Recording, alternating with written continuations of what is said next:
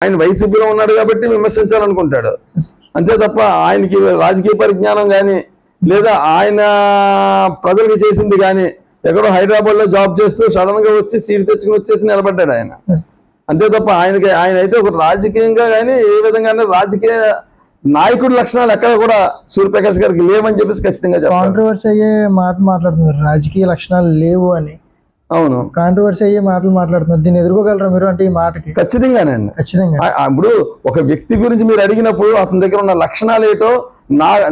అభిప్రాయం ఏంటో ఖచ్చితంగా నాకు చెప్పే హక్కు ఉంది అని ఎవరి గురించి అయినా సరే ఇంకా రాజకీయాల్లోకి వచ్చాడు అంటే ఖచ్చితంగా ఇంకా స్వాతంత్రం ఉన్నట్టు మాకు అతని గురించి మాట్లాడడానికి మాకు హక్కు ఉంది అన్నది నేను ఈ నియోజకవర్గంలో జనసేన పార్టీ ఇన్ఛార్జ్ గానే కాకుండా ఈ జనసేన నేను ఇక్కడ ఒక నాయకుడిని ఇక్కడ ఒక ఓటర్ని ఈ రామచంద్ర నియోజకవర్గానికి చెందిన వాడిని రామచంద్రపురం డెవలప్మెంట్ గురించి ఆలోచించే వ్యక్తుల్లో ఒకరిని ఖచ్చితంగా